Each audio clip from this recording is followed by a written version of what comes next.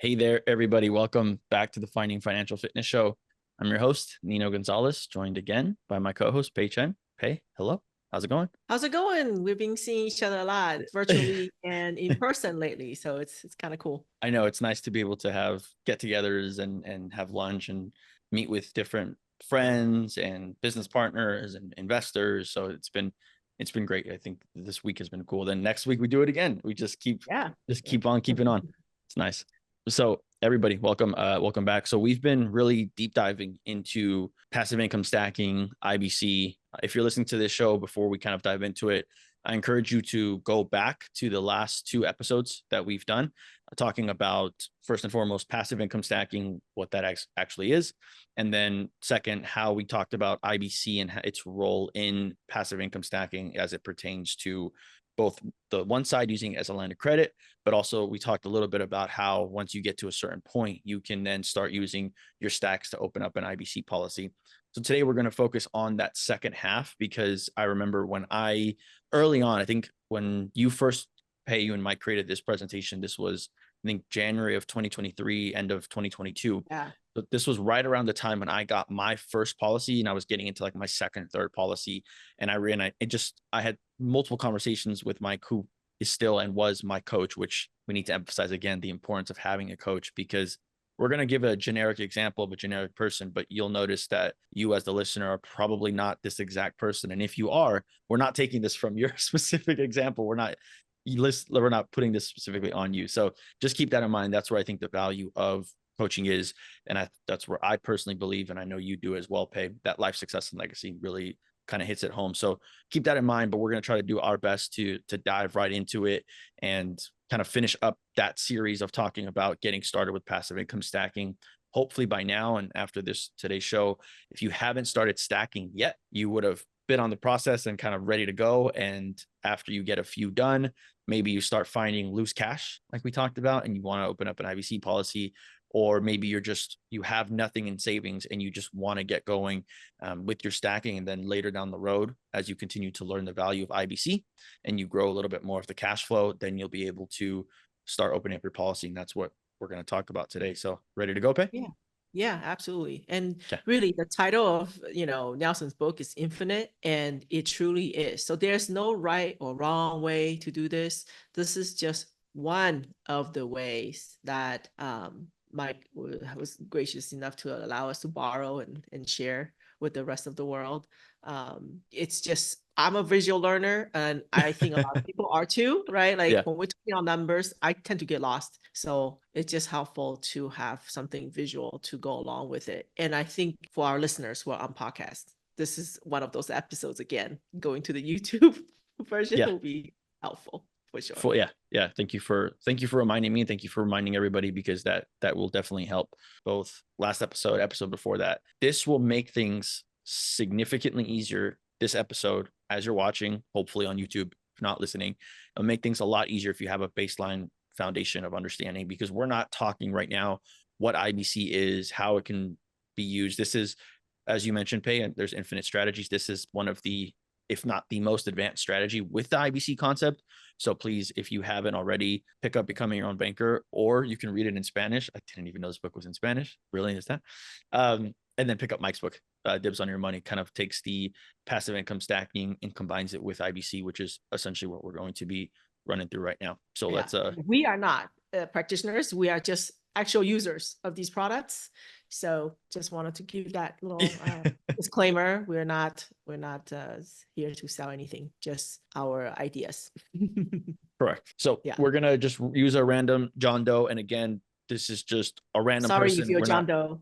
Sorry if you're John Doe, 40 years old. Like, we're just using a generic example so people can kind of get used to it. So they're interested in starting a 10K IBC policy. They have no savings, because ideally, as we talked about in the last episode, if you have savings around, be it in a traditional savings account, possibly even in an IRA or 401k that you can maybe get access to and liquidate, or if you have just some money laying around, first and foremost, it's always best to start with those savings. But in this scenario, we're assuming you didn't have any of that. So we're going to use a creative strategy to fund that. Yeah. And I use the word here, the word activator is important, right? We talked about in the last couple episodes, I mentioned like I don't like to give my employees my money a long break. Yeah, Right? for sure.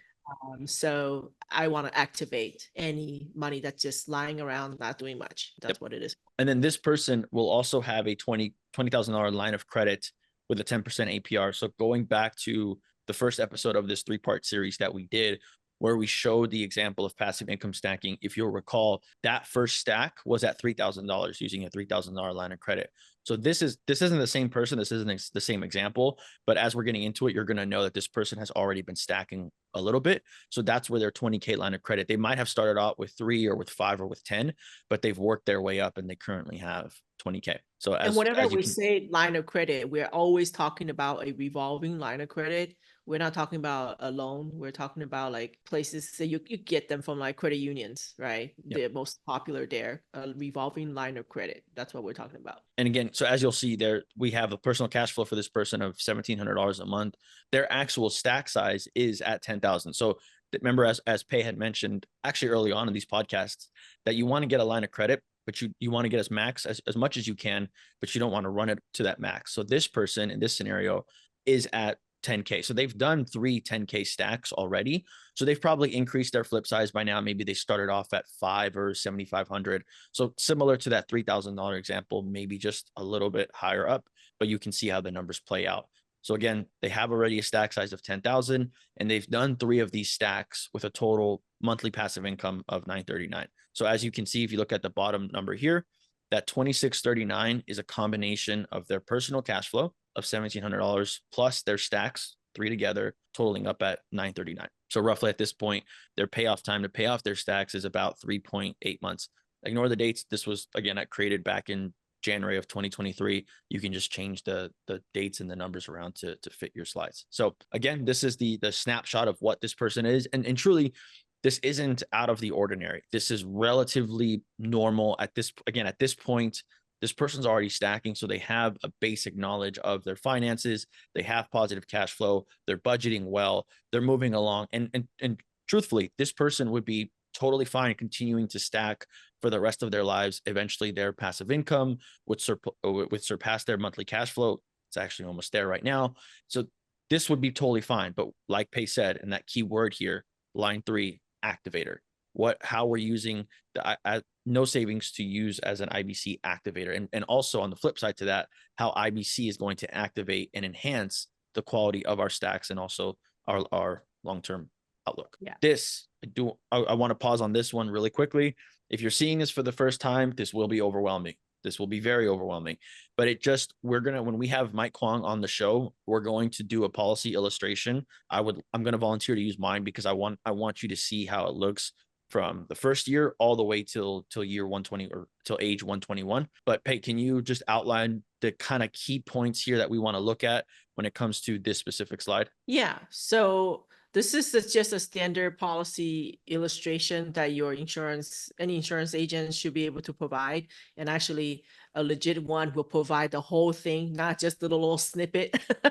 You want the whole thing, right? And typically, with this, the shorter the contract, the better it is, right? The less things are hidden. So that's a key point I want to point out. But we are, these policies comes with guarantees. So I'm going to ignore that because guarantees are great, but guarantees are kind of just like, okay, meanders along. What I want to focus on is the non-guaranteed couple columns on this on this slide, which is we actually put a little circle on it. The first column that we want to take a look at is how much are we, I guess, putting into our system, right? That cash outlay column, that's your money going in.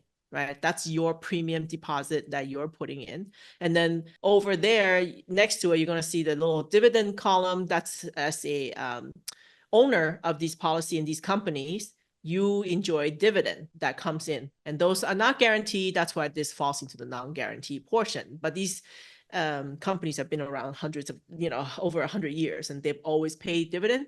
So we're going to assume that this is going to come in. Then the next one that we're focusing on is the cash value. That cash value is what is available. We talked about the equity in your home, right? That's the equity of your policy That's the available portion that you can borrow against, that the insurance company will front you that money from their money. That's your money sitting there. And when you need a loan, let's say I need $6,000 of a loan, they will look at my cash value and say, do you have 6,000 in there? If you do, they will front you that 6,000 from their pool of the money, because that would allow your money to still stay inside the policy to enjoy the compounding. So it never leaves your policy. So we kind of pull that data out. So we're looking at this, John is someone who wants to do this policy. They want to put $10,000 of premium deposit in for 4 years. And then they're going to drop that off later on. And Mike can discuss why that it gets dropped off, the PUA, paid up edition. And then mostly is we are focusing that annual cash value, right? First year, we put in $10,000 deposit, we get access to about $6,000 in equity, in cash value. Second year, we do the same thing, right? And you'll see that the cash value, if you didn't take out the money, if you didn't like borrow against this money, you will now have $15,678 as your cash value.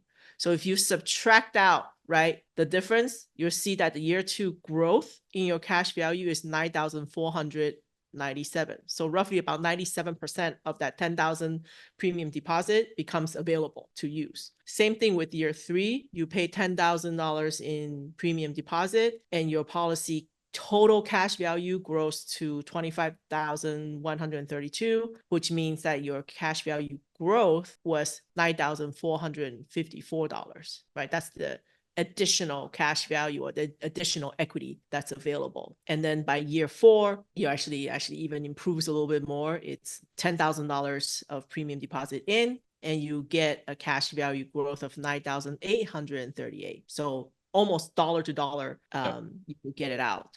And by the 5th year, no brainer, right? You put in $4,000 of premium deposit, you're going to get more than $4,000 at that point of cash value growth.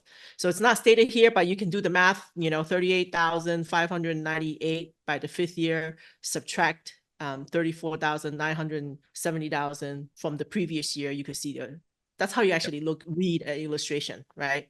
So assuming that these cash value loan rates, when I call them up or, send in a loan request, is at 5%. This is kind of average rate. And these type of insurance, they tend to work a little bit different than your bank line of credit. When you ask for a loan here, they actually just pre-charge you all the interest for the year. They just assume that you're not paying it back. So they're going to pre-charge you. And the interest is not due until the next year following year. But when you do make a payment in the middle of the year, they will actually just prorate that unused portion and refund you the money. So that's how it works. It's just a little bit different, but it's kind of cool once you get used to it. Yeah. And we don't, like I said, we don't want to overwhelm. We could spend a whole hour just on its own, going over the whole policy and breaking it down.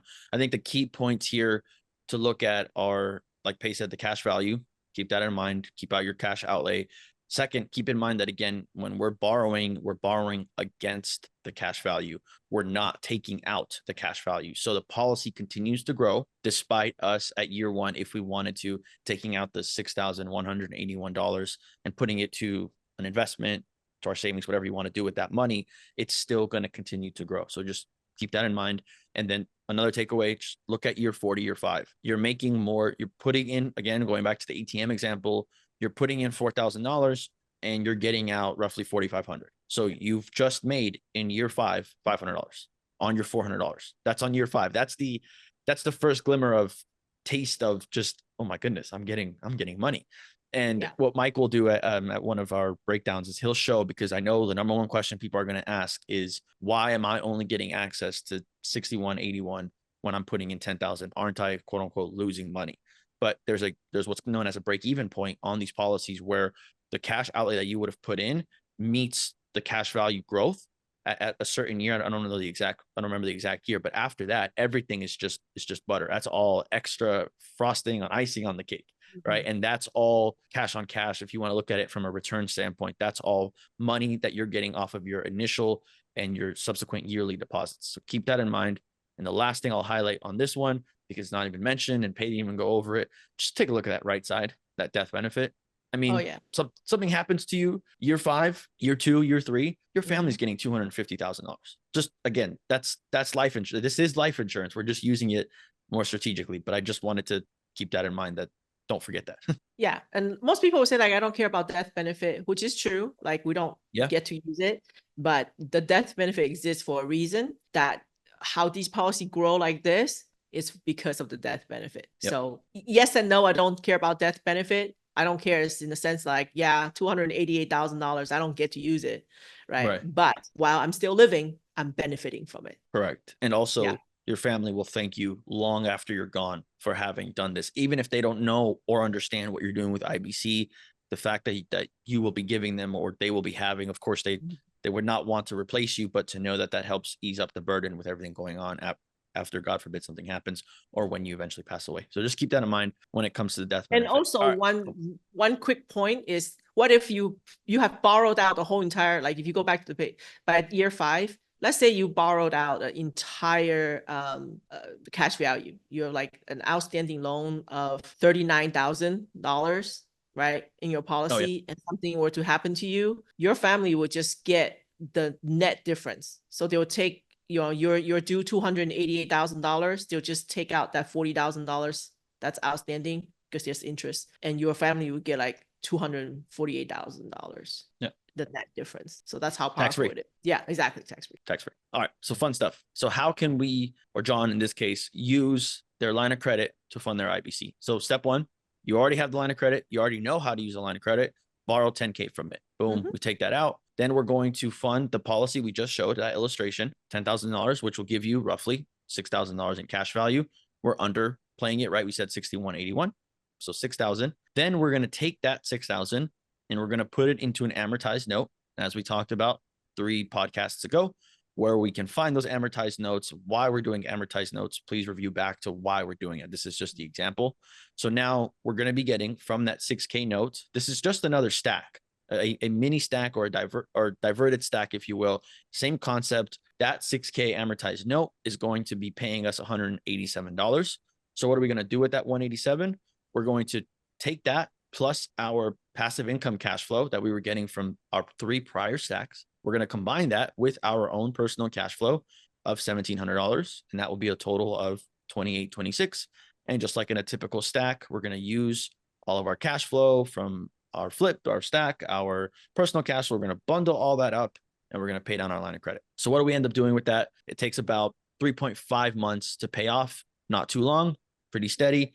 So you'll start, this is just showing you the payments of, okay, February, March, April, and May. Again, this was assuming we started in January of 2023, but we're not that far from January of 2025. So we could say January of 2025, and this is how much is being contributed on a monthly basis. Right. And because it takes 3.5 months to pay off, you have to just round it up, right? You can't do anything in the middle of the month. So it's 3.5 months, you have to round it up to 4. Right. Correct. So what happens is that you receive all that income coming in, that totals 11,304. And here it breaks down, what do you do with that 11,304? So you're taking, so your total line of credit interest that you would have paid on that money is about $192.64. So 1,304 goes down to pay down the line of credit and the cash value loan. So can you elaborate on that last part? Right. So on this part, you just every month, right, you're paying that $2,826 towards your $10,000 leverage. And then by the end of it, you're going to receive that very last month of $2,826, but your line of credit is already paid off. So what do you do with that overage, right? That's the extras. There's a couple ways you can do things, but in this example, we're choosing to be honest banker. So we're choosing to not only do we have enough to cover that interest cost for the 4 months of borrow, we also have a surplus of 1,304. So we're going to use that money to make a cash value loan repayment, right? Because we actually borrowed from our cash value, so we want to replenish that a little bit, and that's we get to have our cake and eat it too, right? We got our stack going, we got our cash flow coming in, and we're going to also pay down our cash value loan and just be honest banker along the way. Yep. And I do want to emphasize with this point, because this is something that, like I said, I saw this almost 2 years ago now. And it wasn't until probably the last 2 to 3 months that I really understood the value of paying back your cash value loan early on. There's something to be said about having and utilizing strategically your cash value loan balance, because again, it's called a loan, but it's your own loan. You don't have to pay yourself back. But when we're first starting out with IBC, we want to instill the principles of being an honest banker, because otherwise, if you're not disciplined and you just willy-nilly take that money and go, buy a car or go on vacation and spend that money, you're not being an honest banker. And as Mike Everett mentioned on one of our shows, how he used that money on vacation and he wasn't responsible with it. So we want to be able to instill those disciplines. But I think there's something to be said about that value, because even just paying a little bit of your policy loan down, remember, you're only going to be paying interest on that outstanding balance that you do have. So by actually paying down even just $100, you're saving on the interest on what you've paid back. So remember, it's a flat 5%. So if you pay Getting $1,000, reimbursed. Yeah, you're getting reimbursed. so you're getting that money. reimbursed. Yeah. So you're seeing it on, that's the benefit of having the interest pre-charged. You'll see that money that you're saving in interest kick back right to you. So, and I know this is a little bit advanced. Again, I still took a while to comprehend it, but as I understood it, I thought, wow, it's very efficient. Unless you have a vehicle such as the all-in-one where you can park that money and save an interest, there's no justification as to why you shouldn't pay any extra and any overages to your IBC policy. I'm just going to say that there. And I've mentioned the all-in-one in the last episode and previous episodes before. Even if you have no equity in the house, this is where it can be beneficial, because you're always going to be paying down that principal. It's the same thing with the IBC. You're just doing it on the inverse. One is tied to a home and one is tied to a life insurance policy. But either way, you're still saving an interest. So before I get too hung up on the all-in-one, I'm going to move on because I like it. So we'll show here, just kind of giving us the calculation breakdown. It'll take 4 months to pay off the balance. This is where we got that $192.64. It just shows you the exact interest, because I know when Pay and Mike were creating this, they really wanted it to be very accurate. So this just goes to show where specifically that interest is coming from, how it's calculated. Because I think that's one of the biggest worries. People are always worried about borrowing. Yeah. And we I just want to show people, like, it's not really a big deal. That's right now, that's a meal out for a family of 3, $192.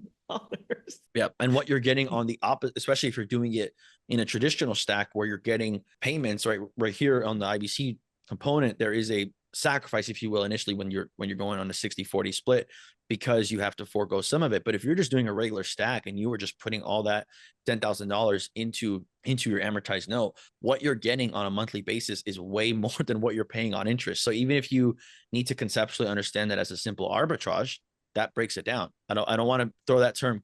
Did we mention it? I think we have, but can you just re-emphasize how we do and what the definition of an arbitrage is, Pei? Well, the arbitrage in this situation actually doesn't even work, right? Because I'm borrowing, right? I'm borrowing it from this line of credit 10%, and I'm earning on the other side less than 10% amortized. Right.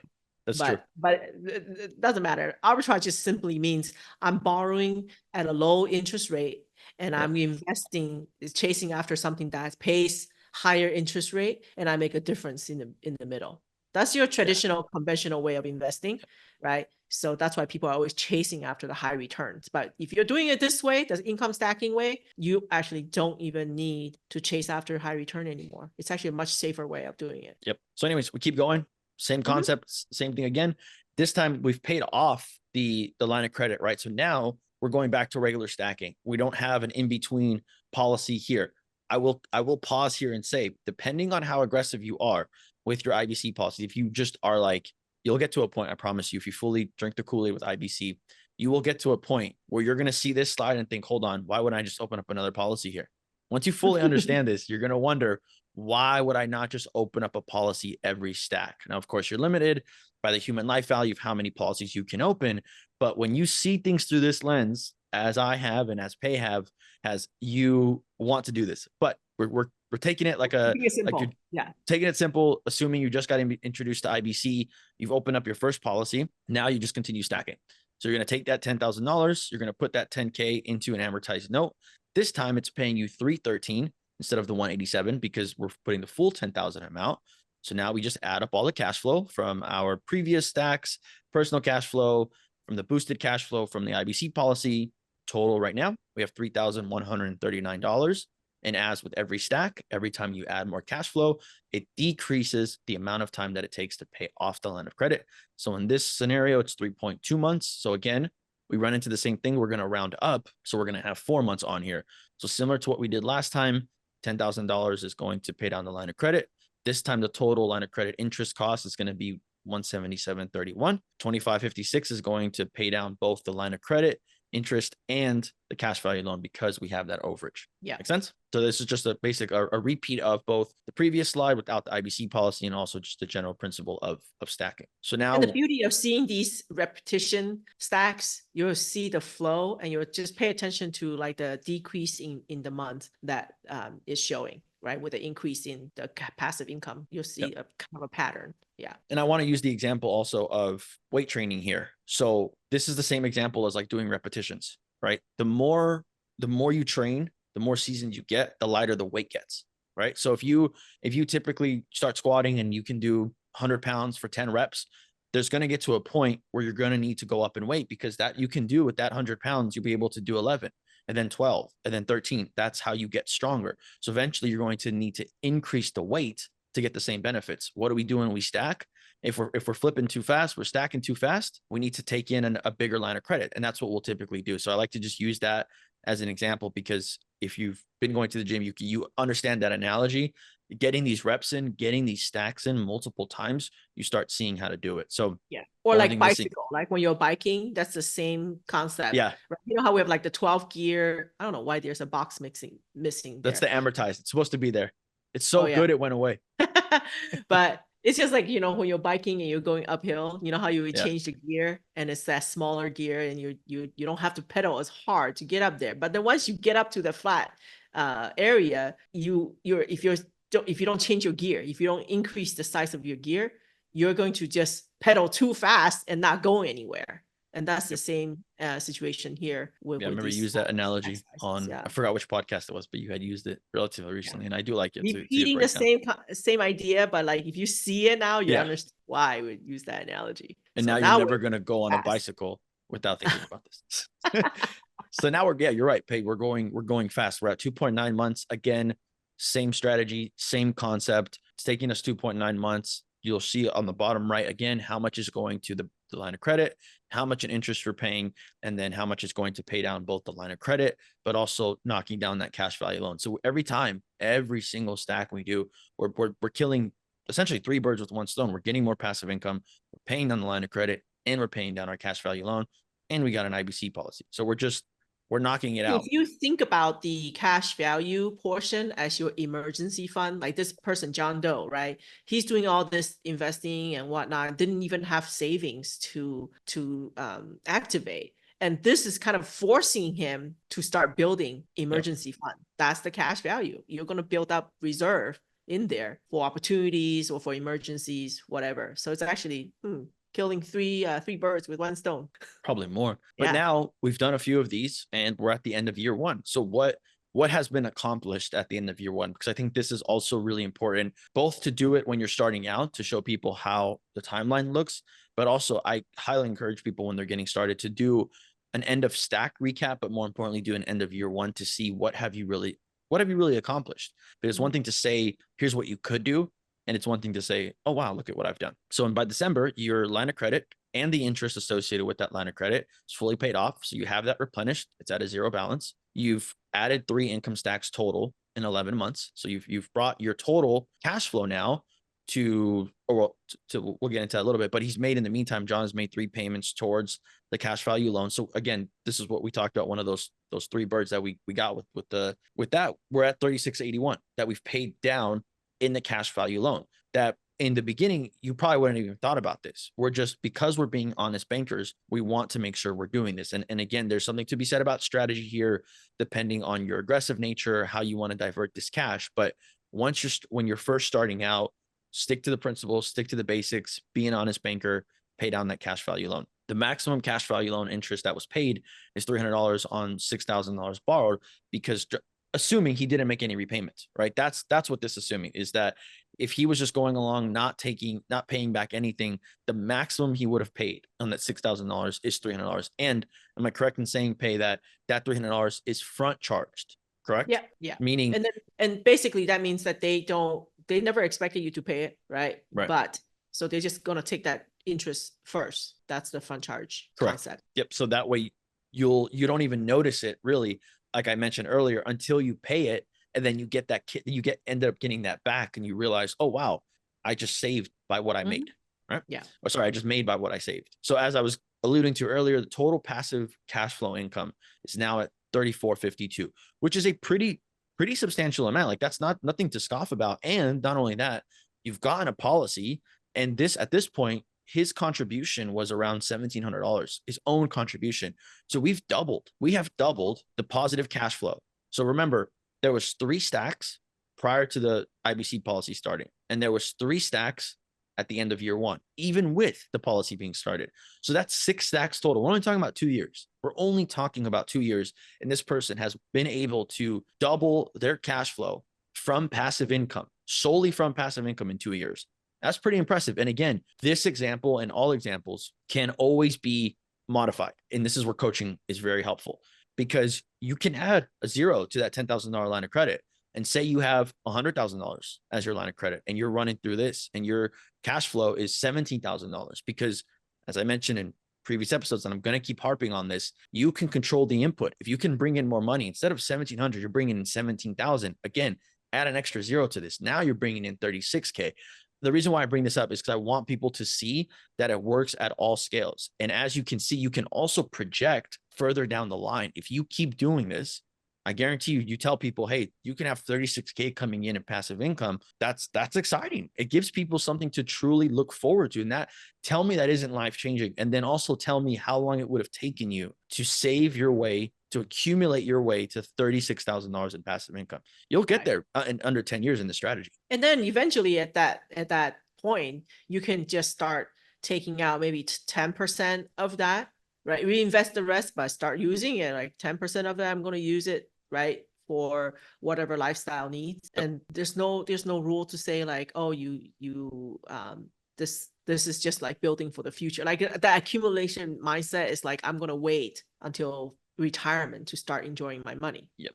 Like with this way, you get to enjoy your money a lot faster. And we'll talk about, I think what we should have an episode as well, Pei, about where we talk about the end goal of this and how that looks like, how where we are currently now, how we're able to, not that we don't contribute, that we don't have income coming in, but how we can, if we wanted to, just take our foot off the gas and just say, okay, we can take 10% of what we're getting and use that to finance our current lifestyle. Although we have to make different sacrifices to bring it to that low level, but that just gives you a sense of, wow, this really can work. So we'll break that down. But yes, you're right, Pei. It gives a very, very good example to people of what that looks like and what the goal looks like. So now, end of year 1, we're ready to go into year 2.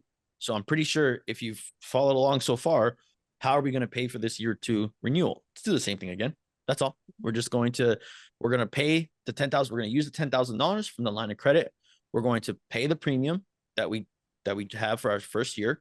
And then this time, now we're going to get a little bit more of the cash value, right? Because we're getting more access than we were the first year. So again, this was able to work at year 1 when we quote unquote had to sacrifice to only get access to 60%. But now, because we were being honest bankers, we also have an existing cash value of $3,600. So what are we going to do? Don't forget that January, we still keep getting that passive income. There you go. Yep. Right. So correct. That's sweet. That's a month sweet. And that January also, because we got that income wasn't going anywhere.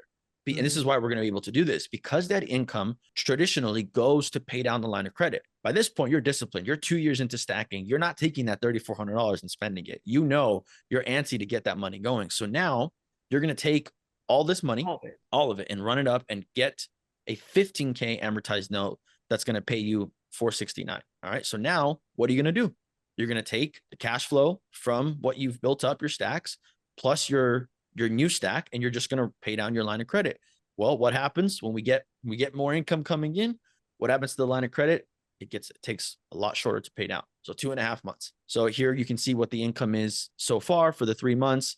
And then we'll see how much, once again, the breakdown of how much has gone down to a line of credit, how much is paid in interest, and then also how much is going to go towards paying down the interest on the line of credit, as well as the cash value loan. Because again, we are still going to continue to be honest bankers. So we just keep going. Yeah, now, But now we're going up. But now we're going up because and this is the point that I wanted to run through. I wanted to just show this slide once again, because again, we are at $10,000 from our line of credit here, but because it took us so quick, and there might even be an argument to say we could have done this earlier, but because we were paying the premium, we wanted to show this appropriately. But because it took us only 2.5 months, like Pei mentioned with the bike example and the gears, you don't want to pay it too fast. That way you want to use your cash appropriately and go get a bigger stack. So now we're at $15,000. So same thing, amortized note, we're getting another 469. I mean, this is beautiful. We're at 4390 coming in every month in cash flow. And again, we could do this for X amount of years, for X amount of slides, and project it all the way out. And for those math nerds out there like us who like to geek out on this stuff, we encourage you to do it, because we have a limited time. We're not going to just show you indefinitely.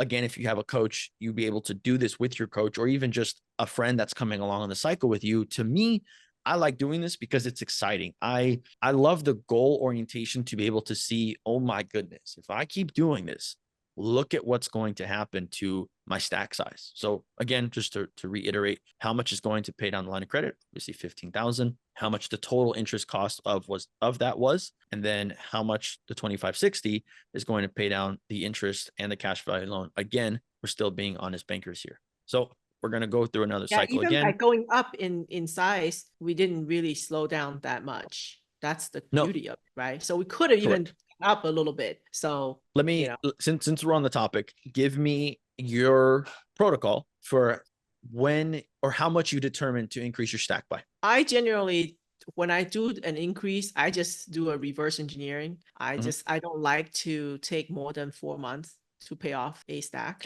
or a leverage.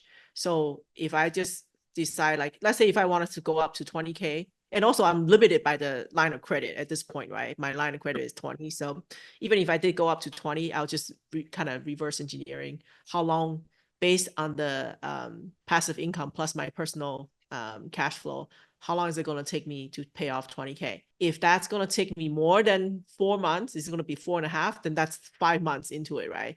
Then I'm going to back down a little bit because I don't want to wait too long. That's just my personal.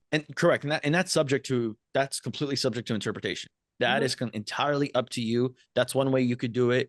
You could multiply your current line of credit by 1.5 to give you a metric of there, or you can do, I think what Pei mentioned for her example is a little bit more on the conservative side. You could be a little bit more aggressive. And again, in this example, for the $15,000 line of credit at this point, it's taking you 3 months to pay it off, 3.08. But if you wanted to go up here, you could just multiply that 4859 times 5, which is what you would take what it would take, how many months it would take you to pay off the line of credit. And there you'll see that's going to be greater than 20,000. So in reality, you could go up to 20,000. Yeah.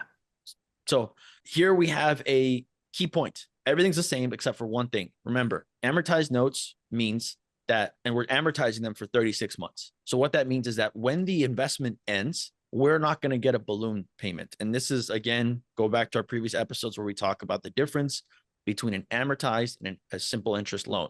If we're just doing a simple interest investment to somebody and we're just getting interest only payments, at the end of that term, if it's 36 months, we will be receiving a return of our principal, our balloon, at the end.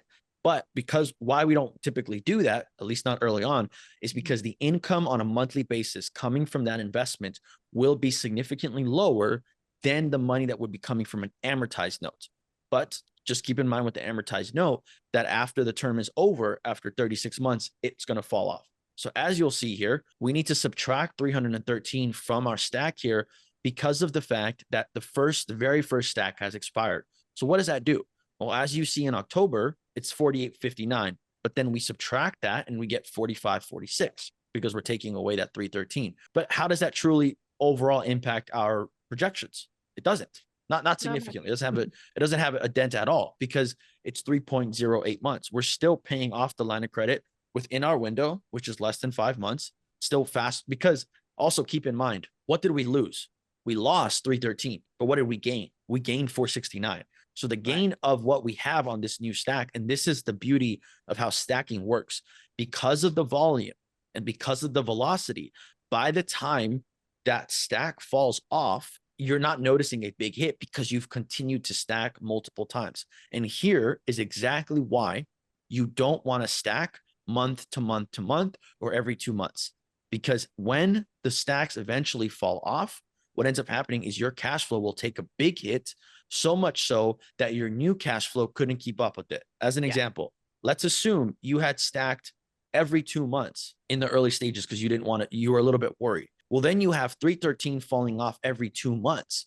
That would mean that total you'd have about 626 falling off in this cycle, which is less, which is more than the 469 that you would have gained on your new note.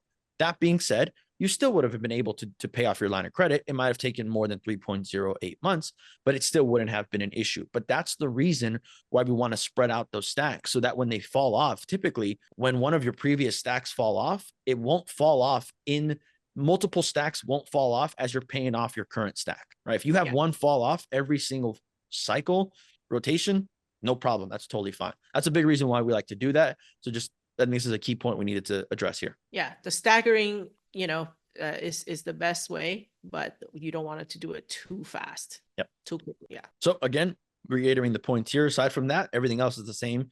Paying on the line of credit, the total interest cost is $259.55, and then $3,810 is going to pay down the line of credit interest as well as your cash value loan. So we're still being an honest banker here. Man, we just went through a whole year. All right. Yep.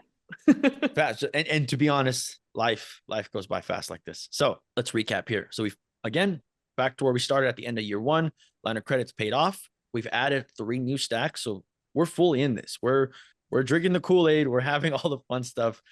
John's made 3 payments towards his IBC cash value loan. Pretty significant amount. $7,400 paid off here. A little bit more than that is a decent amount. Why? And we'll get into it at the beginning of year 3. So the maximum cash value loan interest on that money borrowed is $750 if John never made any payments, which again, not too bad.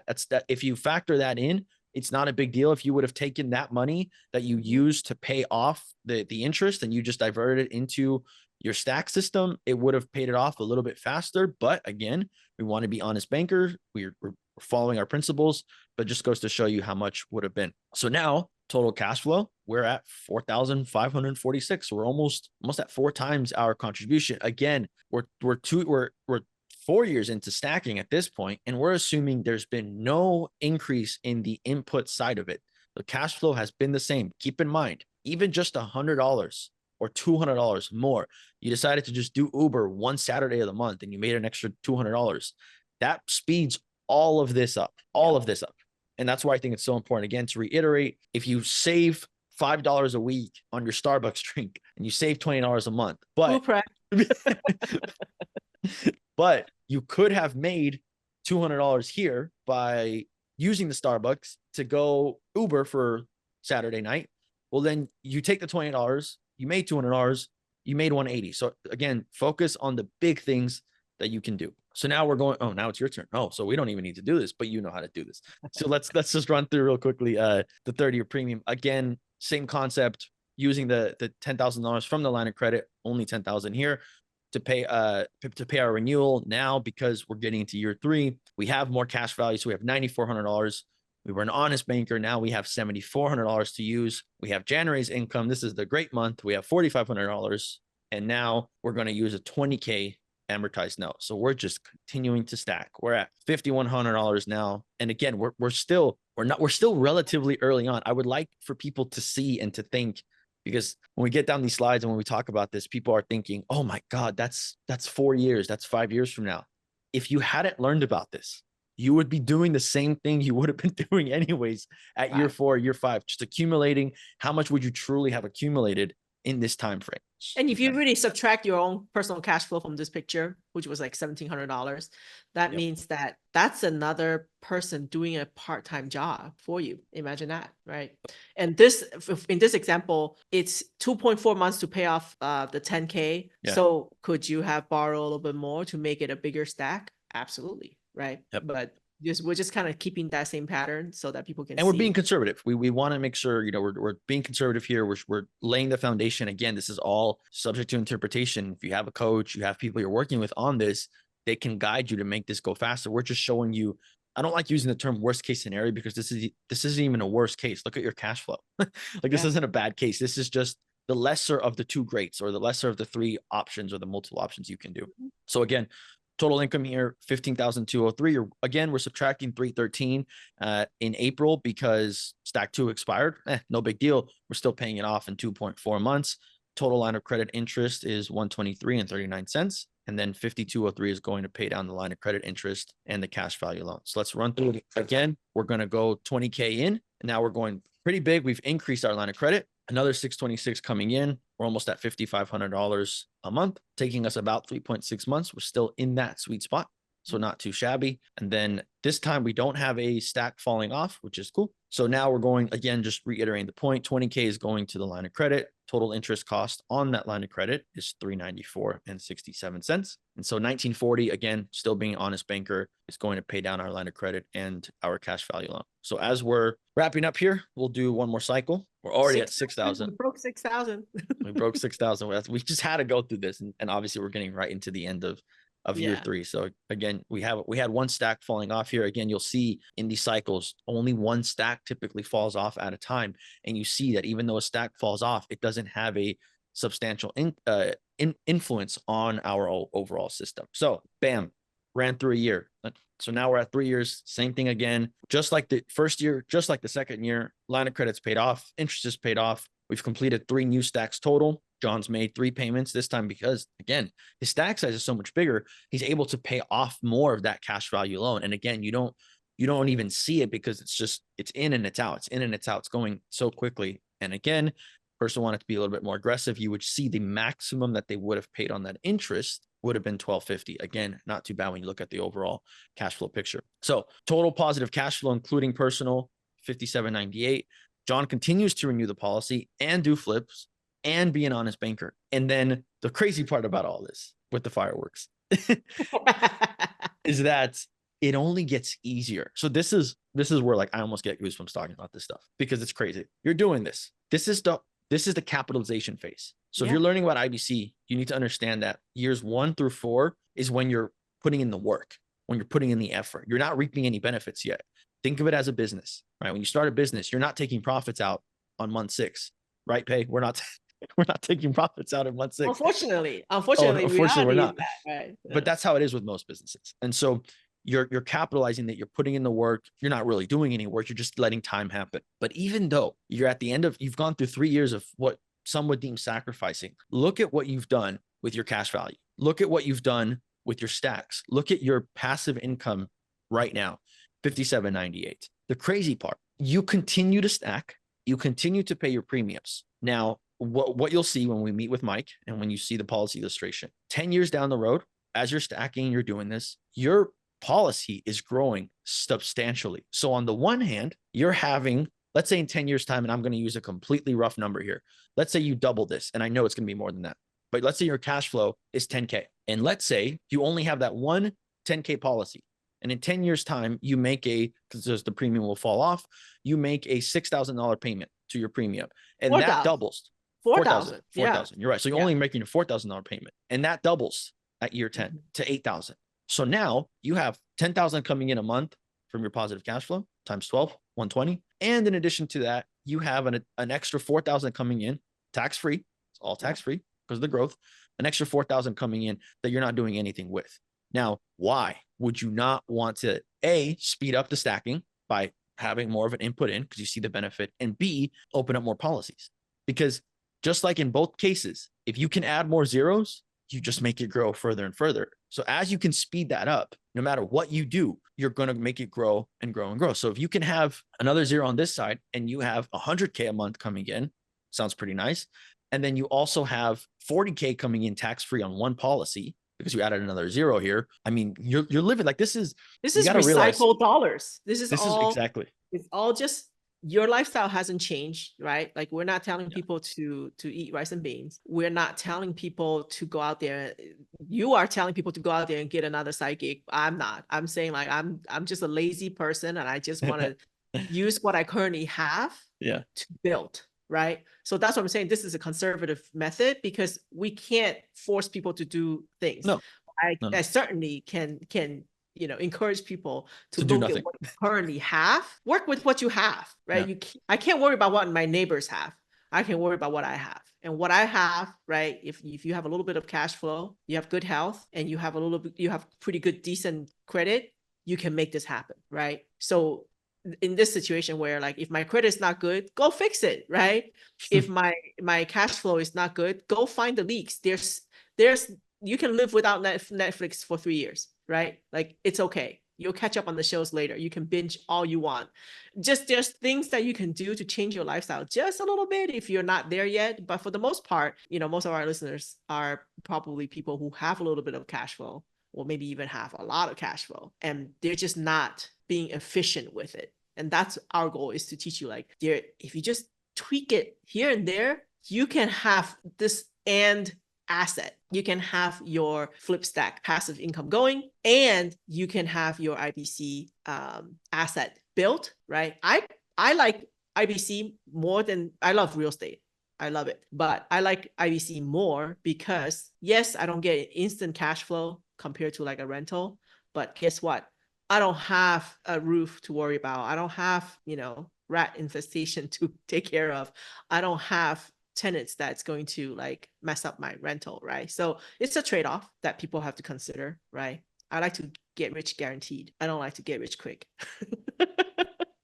Yeah. No, it's crazy. I mean, it again just reiterates the positive impact and the nature of what it is. And that's why I wanted to share this message. I want us to be able to share this with people, because we, like, I'm only personally 2 years into doing this, right? Mhm. You're a lot, both, I'm talking about both on the IBC and in the stacking world. Pei, you're 10, 11 years into the IBC world. You're 5, 6 years into the stacking world. So you are seeing it, and I'm kind of trailing along. Like, the one thing I can't get on my side again is time. I can't gain 3 more years. I can gain the knowledge and I can learn from what you've done, but I want people to see the durability of this, is that, yeah, it might be working for me, but it's also working for Pei. And granted, the two of us have been able to use advanced strategies to speed this up, because there's so many ways you can get creative on both the stacking side and the IBC side to fully understand and comprehend it. But what Pei is laying out for you here is we're talking minimal input, very, very minimal input to learn it. To get the hardest part is the 0 to 1, as we always say. But once you have it on rotation, really, because people will ask, well, what do I have to contribute to it? After you get past the initial learning curve, every single month, it's as simple as transfer from this checking account, my line of credit, to this checking account. If you work at or if you use the same bank, just transfer from the line of credit to the checking account, transfer from the checking account to the investment. And it's like Monopoly: collect and go, collect and go, collect, go and pay, collect, go and pay. It truly is that simple. And to see the output that you can get as a result of that, especially compared to the alternatives, be it starting to open up your own business, hoping to win the lottery, like it's such a foolproof and efficient way to do that. So I'm grateful that we're able to be sharing this message and helping hopefully people with this. Again, if you were listening to this, please go to YouTube and watch it, because I think the PowerPoint is such a very simplified way, and it gives you a good outlook. And crazy stuff. And we're only get at excited U3. about this. Yeah. We get excited about this because we love the monthly passive income coming in without us having to worry about it. So, Yeah. it's just, I hope it resonates with some people, right? It doesn't Yeah. have to resonate with the whole entire world, but if you get this, trust me, it's good. Yeah. Oh, it's great. It's more than good. It's great. So that fantastic, Pei. Thanks again for, first of all, sharing the presentation. First of all, teaching me, allowing me to kind of help out and jump in and share this message with people. So, and everybody, thanks for tuning in. I really hope you're getting value from this, as we're diving a lot deeper in, and as we continue to go on and on, we're going to get even more creative. We're going to talk about moving certain ends of the spectrum, because now you've learned the foundation. If you're this far in, you've learned the foundation of both parts. And now is when we can start throwing things at you to see, okay, how much do you want to really come into this? How much truly do you want to run into it? So that was the fun stuff. And everything on that, after we go on this, is just icing on the cake and just adding more value. So, and you notice that we did not talk about any product. This is not about product. This is about strategy. That's true. It's how you interact with your money, which is teaching you how to be efficient with it. Very true. Very well. everybody, thanks again for tuning in. To me, this was a very enlightening episode. So I hope you guys feel the same way. Stay tuned for the next episode. Take care. Take care.